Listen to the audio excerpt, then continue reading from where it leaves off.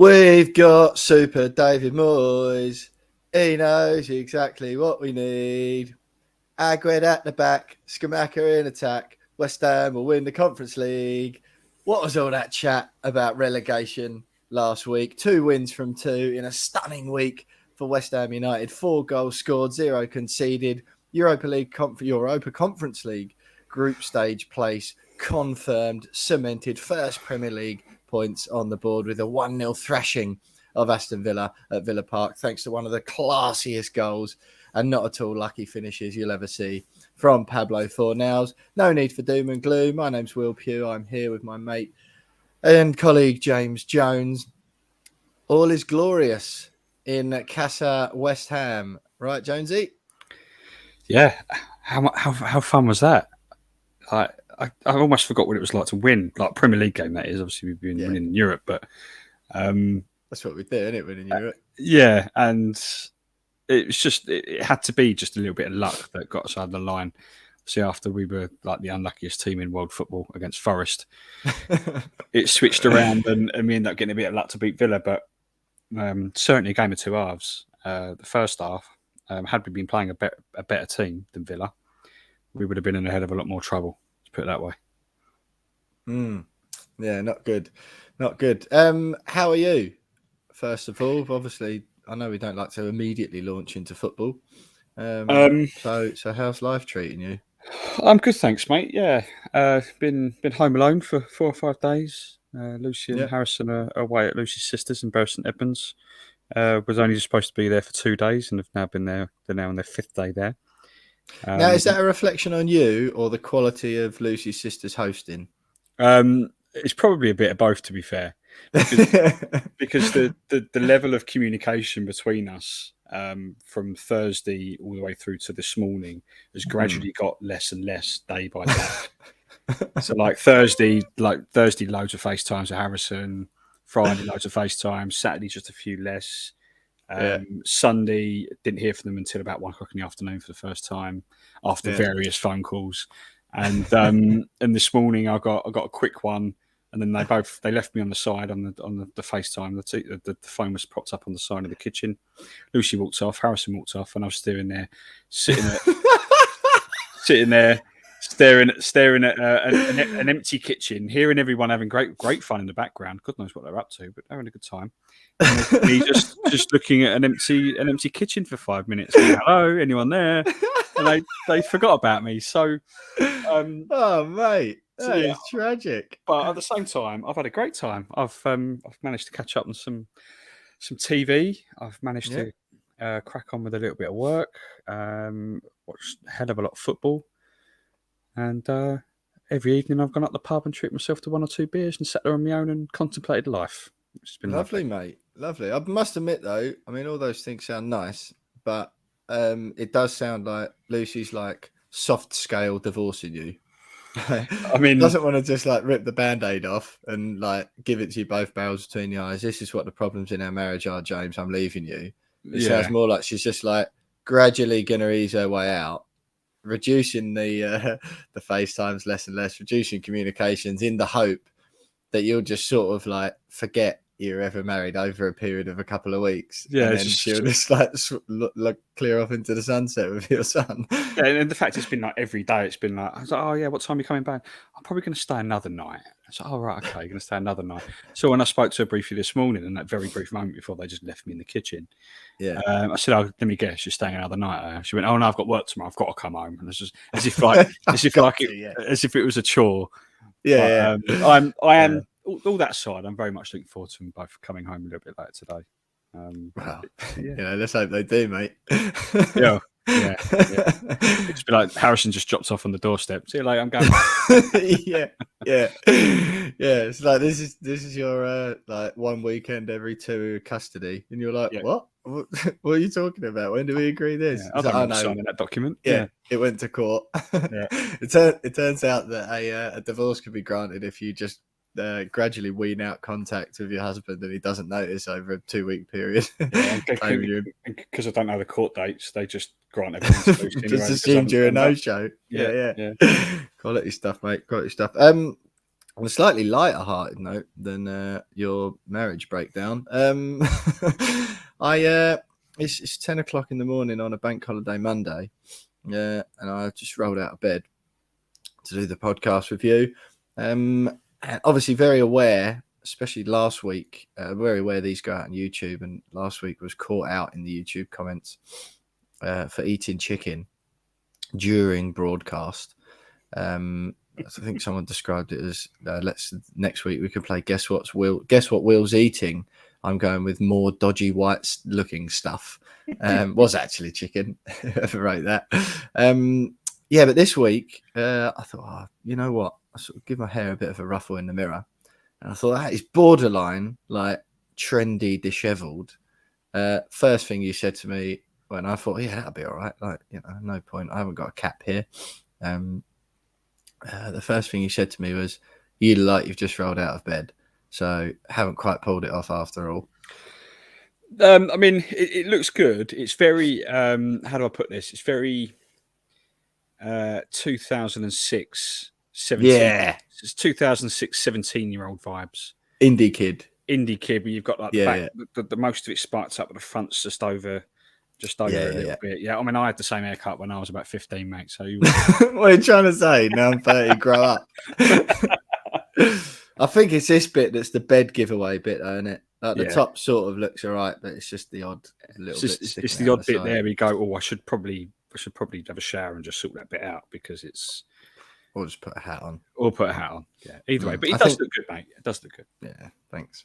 Well, we'll let the YouTube viewers be the judge of that. I think, on that note, do follow us on YouTube. Search We Are West Ham Podcast. Do the same on Facebook. On Twitter, we're at @WeAre_West Ham. I'm at William Pugh _ James is at by James Jones. We Are West Ham Pod on Instagram, and you can email us if you so wish at wearewesthampod@gmail.com. And don't forget, of course, you can buy us a beer and support the podcast at buymeacoffee.com/wearewestham. The beers start from, the beers are a £5. You can buy as few as one or as many as you like, really. And that money goes directly to Jonesy and I. And we'll only spend it over the bar when we're together, which we are planning very soon. Actually, got a date in yesterday, and or on podcast equipment or guest fees to make the podcast better for you. So that's buymeacoffee.com/wearewestham. If you want to do that, coming up on the show this week, 2 games to look back on, 1 game to look forward to, and it is, of course, Jonesy, the Tottenham Hotspur game. The Viborg game, we'll have a look back to that. 3-0 victory. I'm completely lying, by the way. Right, Jonesy, I'm a bit confused here. Sorry. I appreciate this is the what's coming up on the show section. The Chelsea game, Saturday, 3rd of September, to be decided kickoff. Do you know what the score is with that? I've seen. Don't tell me you've looked on Flash Score. No, I haven't. But Flash Score will probably tell me, the ever reliable Football Scores app. Not sponsoring the show, but they probably should be. I don't want them to after they said West Ham were in completely the wrong position in the Premier League table. But yeah, go on. I've seen a couple of people questioning, actually tweeting the club and going, "Is there a kickoff time for this game? Because we need to sort out travel to Stamford Bridge." So yeah, but no one really knows. But I'm sure the Premier League official app is probably 2:00. Well, I've just been on it was 2:00 on Sunday. Been moved to Saturday, and on the West Ham website at the moment.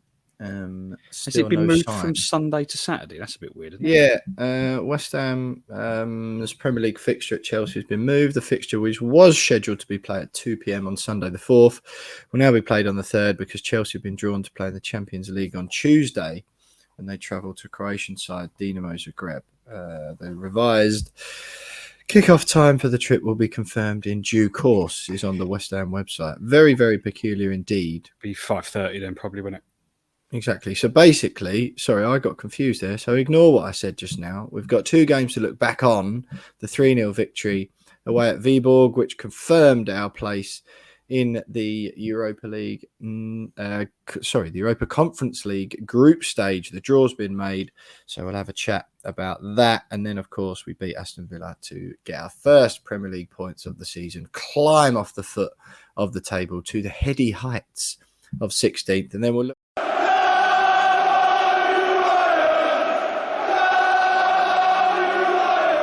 Right, Jonesy, Viborg 3-0. I'd just like to start this section by pulling you back or taking you back to last week's podcast. Henry Nichols from Football in Denmark was on. We're going to get him back again, luckily, as we've drawn Silkeborg, Danish. I know Giants is probably a bit strong, but Danish side in the group stage.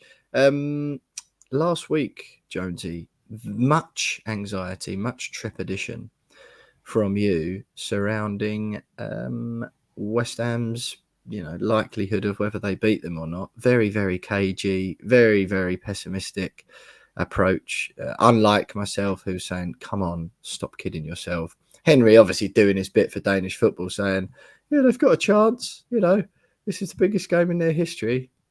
It's Viborg, mate. They came 7th in the Danish league last year. As expected, 3-0 demolition. 6-1 on aggregate, absolutely no trouble whatsoever. And the Conference League draw has seen us thrown up against Anderlecht, Steaua Bucharest, or FSCB, as they're now known after some legal battle forced them to change their name, and Silkeborg, Danish side, as we just mentioned. Care to reflect now on your fear or just ludicrous comments ahead of that Viborg thrashing? It wasn't fear. It was. It was. I was talking from experience. I was looking back at games against the likes of Astra and some of the other European teams who struggled to get past in the past, and all the other ridiculous cup defeats or near misses we've had, and gone. Yeah, we might be 3-1 up on aggregate here, but this isn't going to be as easy as everyone makes it out to be.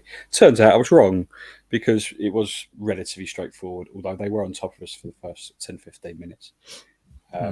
Their winger, Saeed, was causing Cresswell all sorts of bother down on that right-hand side or our left. So, yeah, I'm very happy that we got through relatively comfortably. And even more delighted that Skamaka got another goal. Wonderful finish to open the score. It was a very, very good finish, but Cornet missing an open goal. Wally, it could have been a lot more, but it is what it is. We're in the group stages again, so happy days.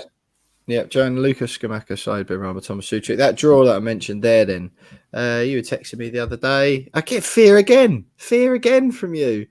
What do you mean? What do you think of the draw? My comments: easy, we'll walk it, no drama whatsoever. Group stages, here we come. Oh, don't know, mate. Steaua Bucharest. Well, to be fair, I didn't know who FSCB were. FCSB, Football Club Steaua Bucharesti. Steaua Bucharest and Anderlecht. Not an easy group, mate. Not as easy as you think. Won't be as easy as the Europa League draw last season. And again, I've gone from no problem, mate. Look forward to the knockout stages already. It's been really dragged down, and now I'm all fearful and trepidatious because of you. I just don't know what's happened. The roles have reversed. I genuinely believe that is probably a more competitive group than we got last year in the Europa League. I think Anderlecht are a good side. They were one team I saw in pot 3 and thought, well, probably like to avoid them and Nice. I think it was the 2 teams that were in there. If we can avoid those 2, we'll be happy. It's a shame that Josh Cullen's no longer playing for Anderlecht, because that would have been a nice story, wouldn't it? But that's not to say that I don't think we can beat them. I genuinely believe we can beat all three of those sides. Silkeborg got beat by Viborg in the league a couple of weeks ago, 2-0. So I don't think, I'm pretty sure they won't cause us many problems. Or you've got to just be on your toes a little bit. Yeah, and Steaua, well, I mean, I don't really know much about them these days, but particularly with Steaua and Anderlecht. Sorry. When you say these days, was there a time that you did? No. To be fair, no. But with both of those teams, Anderlecht and Steaua, I mean, opportunity for a bit of a bit of revenge. Obviously, Anderlecht beat us in the 76 Cup Winners' Cup final. Mm. And Stoya beat us in the UEFA Cup in 99-2000 in the UEFA Cup second round. So, bit of, we can try and get a little bit of revenge over those two. And obviously, Silkeborg we'd never played before and probably will never play again after the season. So, it's quite a good draw, to be fair. Although I really wanted us to draw someone even more random, like Shamrock Rovers or something like that. Yeah, Shamrock Rovers would have been good fun, wouldn't it? But yeah. So I'm looking forward to it. Yeah, fair enough, mate. Fair enough. I'm also, when you said you want to avoid Anderlecht, I'm not really certain why you think they're better than Genk, for example, that Belgian side we played in the Europa League last year. Dinamo Zagreb, Champions League pedigree every now and then. Very decent side. All right, Rapid Vienna, you could probably be forgiven for assuming they were the worst team in the group or whatever. But I can't really work out because, again, not to pull your pants down on the podcast after you've gone in two-footed, I don't imagine you watch too much of Anderlecht either. We've just outed you about your Steaua Bucharest knowledge. They've got and Silkeborg. No one watches them. Even Silkeborg fans don't watch them. Anderlecht's got Champions League pedigree. When was the last? Do you know when the last time either of those were in the competition? I'm going to look into it now.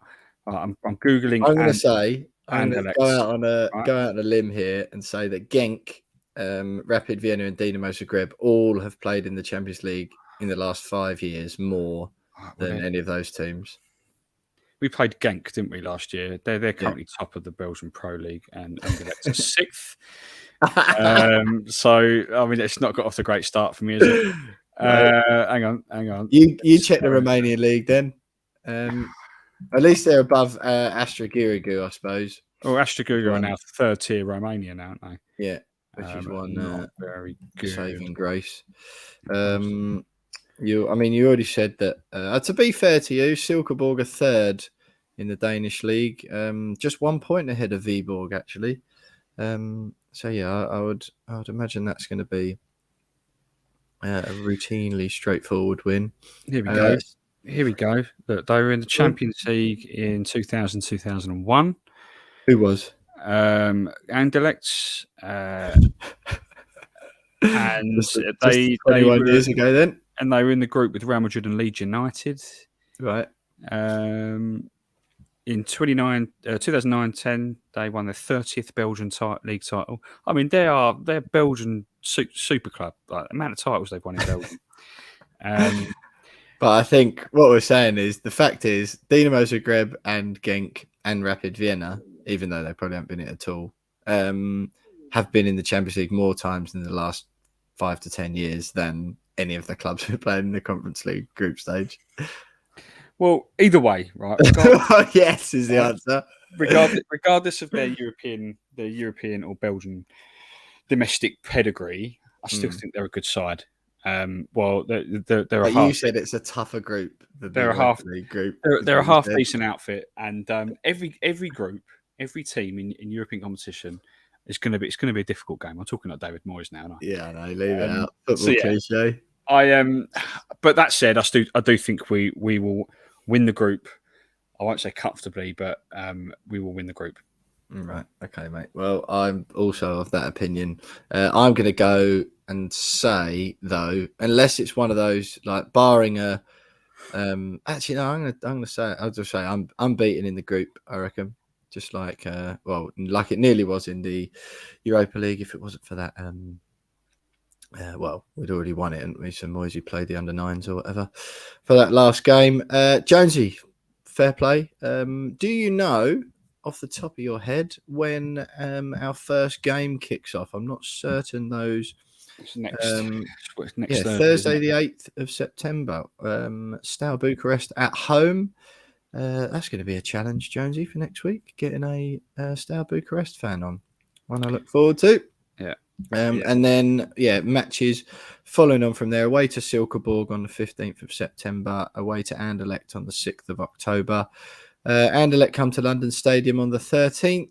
West Ham host Silkeborg then on the 27th before going away to Steaua Bucharest on November the 3rd to wrap up our Conference League campaign and secure our 6th unbeaten game in the group stages from 6. Exciting times indeed. Good win from West Ham to wrap it up. No need for Jonesy's trepidation whatsoever, which is the 3rd time I've used that word on this podcast, which I feel is at least too many. Stay with us. Aston Villa reaction next.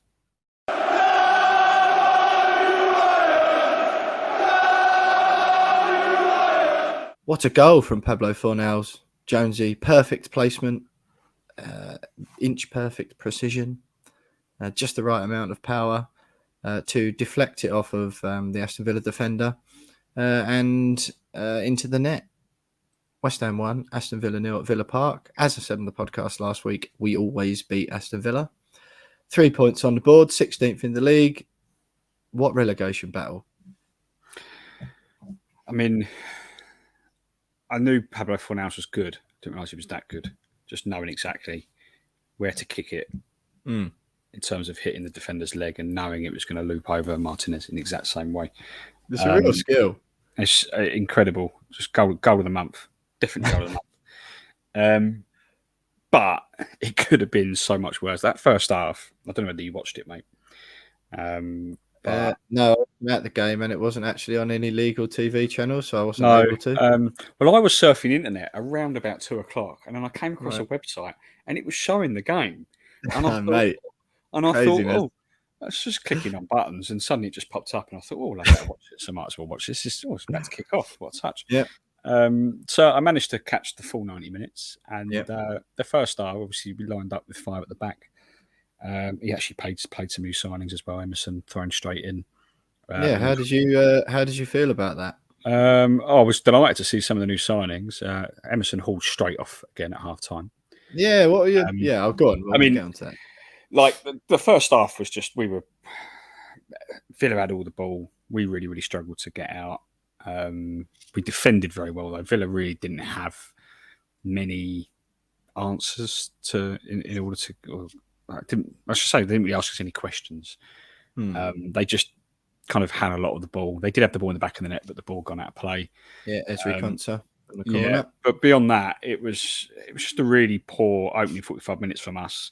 If, like I said right at the beginning, if we were playing a better side, we would have been 2 or 3 down at half time, without doubt. So yeah, we were quite fortunate, and it was so obviously needed to change it. Yeah, go back to a back 4. Something's got to be done, and he chose to take off Emerson.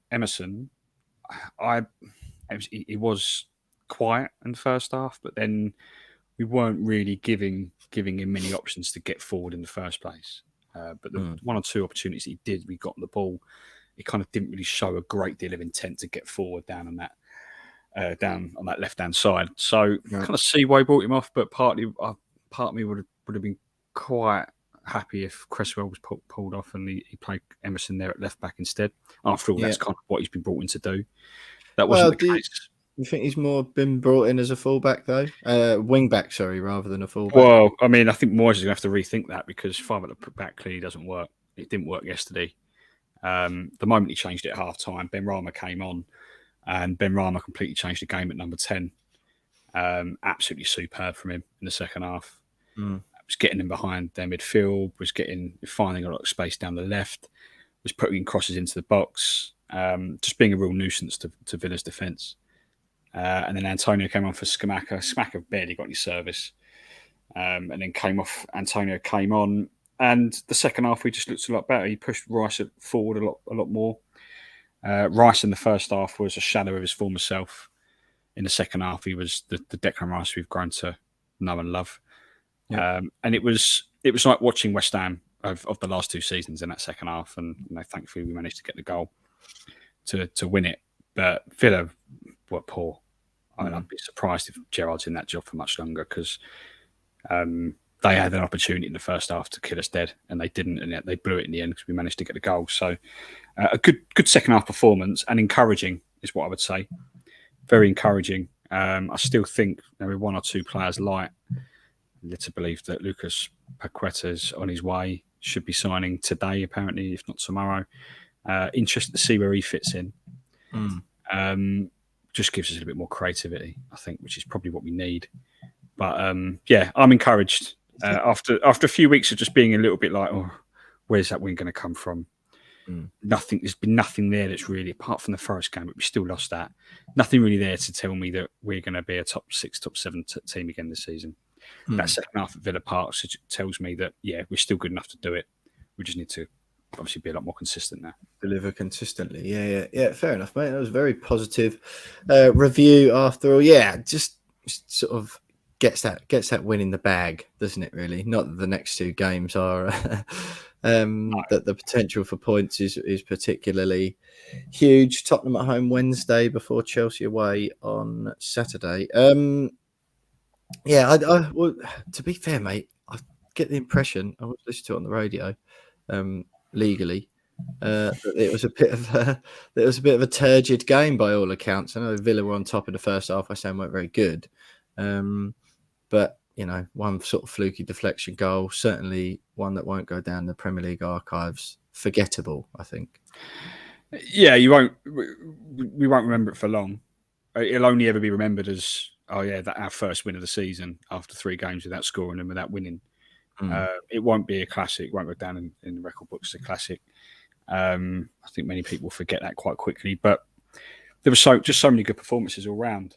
I think Zuma was the Zuma that we bought at the back, literally heading everything out of the way. Tilo Kehrer, I know it's only his 4th or 5th appearance, but his best appearance in a West Ham shirt. So it wasn't the best game of football over the course of the 90 minutes, but from a West Ham perspective, it was a good 45 and one that we'll be able to build on, I think. Yeah, fair enough, mate. Fair enough. What do you think? Sort of the next 2 games, is it enough going into the next 2 games? Are you still a little bit concerned? Because although it's important to get that first win, and obviously it would have been nice to have beaten Forest, or at least got a point at Forest as well, those next 2 games coming up, not that there's no chance of beating either of those teams. Tottenham 3rd, Chelsea 6th. We'll chat to the guys later on to look ahead to both of those games. But no, was there enough there? Well, from Chelsea point of view, I've seen nothing from them this season that tells me that they're unbeatable. I mean, they barely beat Leicester with 10 men. And but they had 10 men, which is that's what I mean. Achievement. Yeah, but I mean, yeah, I get that, but like Leicester bottom of it's not 10-man Leicester, is it? Leicester bottom of the league. Like, yeah, I watched the highlights and they don't look like a team that's like on the up, which you'd expect them to be this season under Tuchel, and they don't look that. They look a little bit shaky. I know we don't really get a great deal of luck at Stamford Bridge, but if we can play like we did in the second half against Villa at the weekend, then I'd fancy to go there and get a point. Spurs at home, you can never really call those games. Spurs at home, no, true. I don't think, because Spurs are 3rd in the league, unbeaten, and by all accounts, if they beat us on Wednesday, they've won the league already. Well, that's what Spurs fans would have you believe. But we just always turn up against them, don't we? Even if we don't beat them, we always tend to give them a good game of football. I think on Wednesday night, weird how they've got us down. I know it's a midweek fixtures, but a Wednesday night in East London, West Ham Spurs is going to be a good atmosphere, I think. Yeah. So yeah. I mean, both teams are beatable. Let's put it that way. Yeah. Fair enough, mate. Fair enough. Well, look, on that note, I think not really too much to add on that Villa game. I know you watched it, but was there any other talking points worth mentioning? Or I think the only one for me, and it's been a talking point for a while now in terms of David Moyes' ability to change things up. Yeah, mid-game, and we've often criticised him for kind of not acting quick enough, not making subs when we kind of definitely need a sub to change things around, or change formation, or change approach, or add a bit of pace, or whatever it might the case may be. But he did that against Villa. He could have been despondent, which again he's been accused of a lot, and kind of stuck to his guns with the 5 at the back in the second half and just trying to ride it out and hope we nick a winner. Instead, made the sub at half time, pulled off Emerson, put Benrahma on, changed the formation, and suddenly it all clicked straight away and it worked. And that was the change that everyone would have been asking for at half time. change it back. And he did that. And for the first time in a long time, he's actually reacted tactically to a game and made a difference. So yeah, that's another positive out of it, is that we actually saw David Moyes sort of, do something that we've been asking for him to do for so long. We've criticised him in the past for not doing. So yeah, happy days. There we go, Jones. Yeah, I like that. Very positive review from you after all. I will, of course, be contacting the Metropolitan Police to discuss your TV and internet viewing habits. But, I mean, let's be honest, it won't be the first time you've had a call from the police about stuff you've watched on the internet, will it? So, yeah, no comment. Please don't sue me for libel, mate. It's just a joke thing. Yeah, well, look, positive stuff. Good to get the first win on the board. Not the greatest 2 games coming up afterwards to build on that momentum. However, like Jones, you said, Tottenham home, always a good one. We'll speak